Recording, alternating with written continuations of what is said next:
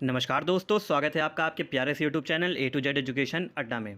तो दोस्तों, जैसा कि आपका सीटेट का एग्ज़ाम जुलाई में होने वाला है और जिसमें आप सब्जेक्ट वाइज आपके यहाँ पे क्वेश्चन पे महत्वपूर्ण क्वेश्चन पे बात कर रहे थे। और आज की इस वीडियो में हम आपके हिंदी यानी हिंदी भाषा के 30 महत्वपूर्ण प्रश्नों पर चर्चा करने वाले हैं, जो कि आपका सीरीज़ 5 होने वाला है इस वीडियो का। ठीक है, बाकी सब्जेक्ट की वीडियो लिंक के साथ यहाँ पे प्लेलिस्ट में आपको नीचे डिस्क्रिप्शन में मिल जाएगी, वहाँ जाके आप वो वीडियोस भी देख सकते हैं। और बाकी अगर आपको इसकी पीडीएफ डाउनलोड करनी है तो नीचे डिस्क्रिप्शन में आपको मेरे टेलीग्राम चैनल का लिंक मिल जाएगा, वहाँ से जाके आप इसकी पीडीएफ भी डाउनलोड कर सकते हैं।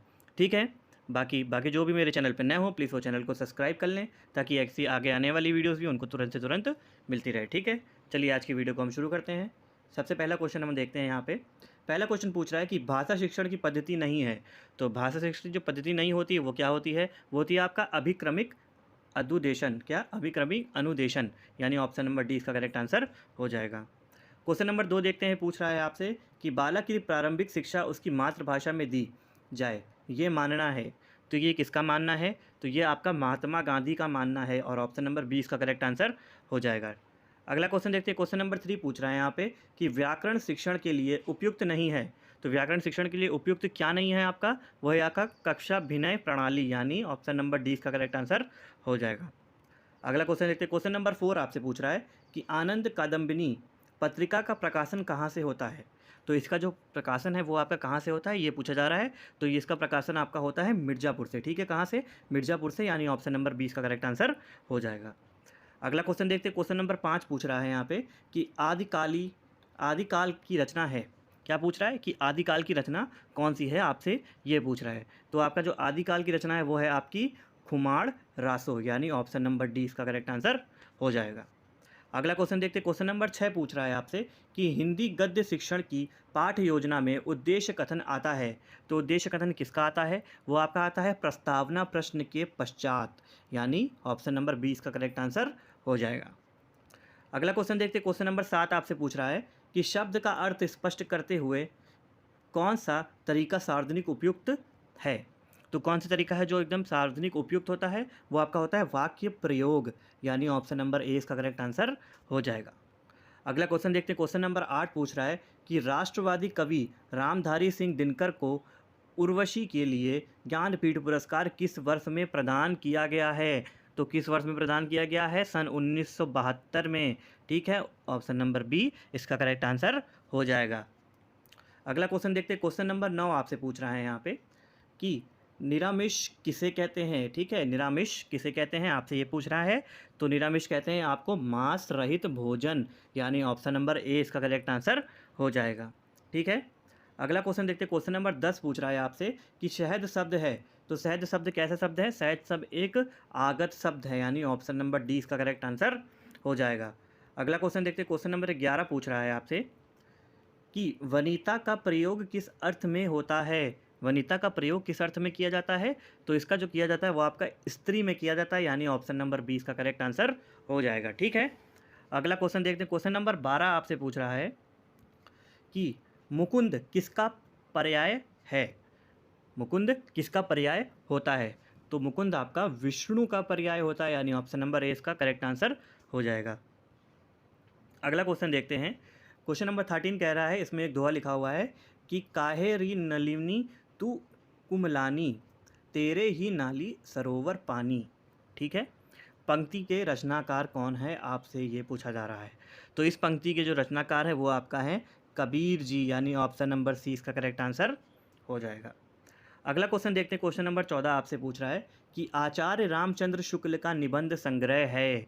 तो आचार्य रामचंद्र शुक्ल हैं, उनका निबंध संग्रह कौन सा है? तो वो है आपका चिंतामणि, यानी ऑप्शन नंबर 20 का करेक्ट आंसर हो जाएगा।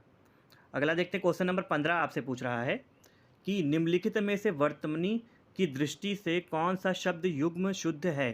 तो कौन सा शब्द है इसमें से जो आपका युग्म शुद्ध शब्द है? वो है आपका बारात और बसंत, यानी ऑप्शन नंबर सी इसका करेक्ट आंसर हो जाएगा। ठीक है, अगला क्वेश्चन देखते हैं। आपको क्वेश्चन नंबर 16 पूछ रहा है अर्धस्वर आपसे पूछा जा रहा है कि अर्धस्वर कौन सा है। तो आपका या और वाह, यानी ऑप्शन नंबर ए, ये दोनों आपका एक अर्धस्वर है, यानी ऑप्शन नंबर ए इसका करेक्ट आंसर हो जाएगा। अगला देखते हैं। क्वेश्चन नंबर 17 पूछ रहा है आपसे कि चोर की दाढ़ी में तिनका मुहावरे का सही अर्थ क्या है आपको ये बताना है, ठीक है। तो चोर की दाढ़ी में तिनके का मुहावरे का अर्थ आपका होता है कि अपराधी का शंकाग्रस्त रहना, ठीक है, यानी ऑप्शन नंबर 20 का करेक्ट आंसर हो जाएगा।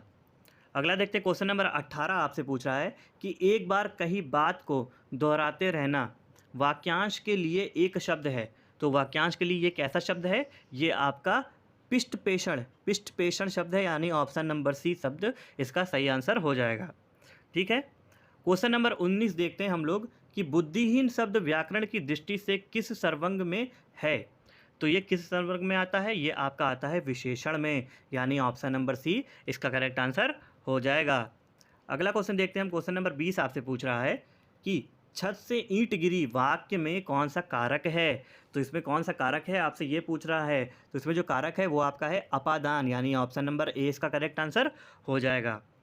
क्वेश्चन नंबर 21 देखते हैं हम लोग। 21 पूछ रहा है कि महोर्मी का संधि विच्छेद करना है, ठीक है। महोर्मी का संधि विच्छेद आपका क्या हो जाएगा? वो आपका हो जाएगा महा प्लस उर्मी, यानी ऑप्शन नंबर सी आपका इसका करेक्ट आंसर हो जाएगा। अगला क्वेश्चन देखते हैं, आपका पूछ रहा है नंबर 22 आपसे पूछ रहा है कि समष्टि का विपरीतार्थी शब्द है। तो कौन सा शब्द है? वो आपका है यहाँ पे विष्टि, यानी ऑप्शन नंबर डी इसका करेक्ट आंसर हो जाएगा। अगला क्वेश्चन देखते हैं, क्वेश्चन नंबर 23 आपसे पूछ रहा है कि कपट का तद्भव रूप क्या है। कपट का तद्भव रूप आपका जो होता है वो आपका होता है कपड़ा, यानी ऑप्शन नंबर डी इसका करेक्ट आंसर हो जाएगा, ठीक है। क्वेश्चन नंबर 24 देखते हैं, आपसे पूछ रहा है कि रमणीय में कौन सा प्रत्यय है, ठीक है। क्या पूछ रहा है कि रमणीय में कौन सा प्रत्यय है, आपसे ये पूछ रहा है। तो इसमें जो प्रत्यय है वो आपका है अनीय, यानी ऑप्शन नंबर ए इसका करेक्ट आंसर हो जाएगा। क्वेश्चन नंबर 25 देखते हैं, आपसे पूछ रहा है कि बैरो सबे रघुवंश कुठार की धार में बारन बजी सत्यार्थी, ठीक है। बाण की वायु उड़ान के लक्षण लक्ष्य करो अरिहा समर्थवी, ठीक है। इस काव्य पंक्ति में कौन सा रस है आपसे ये पूछा जा रहा है, ठीक है। तो इसमें जो रस है वो आपका है रौद्र रस, यानी ऑप्शन नंबर ए इसका करेक्ट आंसर हो जाएगा, ठीक। क्वेश्चन नंबर 26 देखते हैं हम, आपसे पूछ रहा है कि श्री गुरु चरण सरोज रज निज मन मुकुर सुधार बन बरन नव रघुवर मिलन रजस जो दायक फल चार, ठीक है। में छंद कौन सा है आपका ये पूछा जा रहा है इस पंक्ति में, कि कौन सा छंद प्रयोग किया गया है। तो इस पंक्ति में आपका दोहा है, यानी दोहे का छंद का प्रयोग किया गया है, यानी ऑप्शन नंबर ए इसका करेक्ट आंसर हो जाएगा। अगला देखते हैं हम, क्वेश्चन नंबर 27 आपसे पूछ रहा है कि वाक्य शुद्ध है। तो कौन सा वाक्य शुद्ध है? तो इसमें जो पूछ रहा है वो आपका है मोहन और गीता गा रहे हैं, ये वाक्य शुद्ध है, ऑप्शन नंबर सी इसका करेक्ट आंसर हो जाएगा। अगला देखते हैं, क्वेश्चन नंबर 28 आपसे पूछ रहा है कि इन शब्दों में से कौन सा शब्द हिंदी शब्दकोश में सबसे अंत में आएगा, ठीक है। तो इसमें जो सबसे अंत में आएगा वो आपका आएगा क्विल। क्विल क्विल आपका सबसे लास्ट में शब्द आएगा। तो सबसे पहले अगर हम देखें आपका आ जाएगा कृषाणु, ठीक है। उसके बाद आपका आ जाएगा कृषक, फिर आपका आएगा क्रम, और फिर आपका आता है क्विल, यानी ऑप्शन नंबर ए इसका करेक्ट आंसर हो जाएगा, ठीक है। क्वेश्चन नंबर 29 देखते हैं, आपसे पूछ रहा है कि चराचरम जगत में कौन सा समास है, ठीक है। तो चराचरम जगत में कौन सा समास है, वो आपका है यहाँ पे द्वंद्व समास, यानी ऑप्शन नंबर 20 का करेक्ट आंसर हो जाएगा। अगला देखते हैं, क्वेश्चन नंबर 30 और आज का हमारा आखिरी क्वेश्चन कि अभ्यागत शब्द में कौन सा उपसर्ग है, ठीक है। तो अभ्यागत शब्द में जो आपका उपसर्ग है वो है आपका अभी, यानी ऑप्शन नंबर सी इसका करेक्ट आंसर हो जाएगा, ठीक है। तो ये थे आपके हिंदी भाषा के कुछ महत्वपूर्ण आपके 30 प्रश्न, ठीक है, जो कि आपके सीटेट एग्जाम के लिए बहुत ही महत्वपूर्ण होने वाला है। और बाकी वीडियो पसंद आई तो वीडियो को लाइक जरूर करिएगा, चैनल पर तो चैनल को सब्सक्राइब जरूर कर लीजिएगा। बाकी मिलते हैं नेक्स्ट वीडियो में नए टॉपिक के साथ। जय हिंद, जय भारत।